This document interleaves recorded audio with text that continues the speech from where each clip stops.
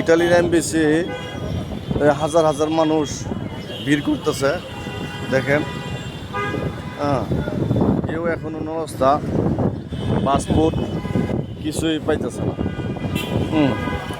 খুব কষ্টের মধ্যে আছে এই বাইকগুলি বোনগুলা আরা এভাবে ইটালির নরস্তা জমা দেওয়া।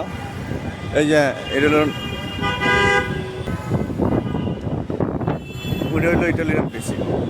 দেখেন কত মানুষ তারাই রয়েছে।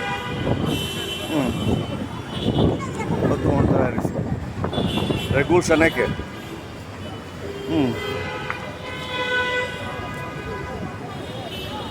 আরেকটু দেখি আমরা বাইরে জিজ্ঞাসা করি।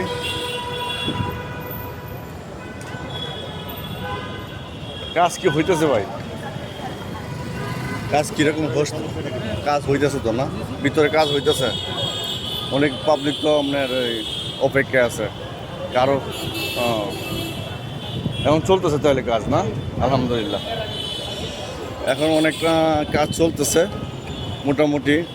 আশা করা যায় যে মাস দুয়েকের ভিতরে সব নরস্তাগুলো বের হয়ে যাবে ইনশাল্লাহ। সবাই যার যার স্থান থেকে দোয়া করবেন সবাই যেমন নরস্তাগুলো পেয়ে যায়।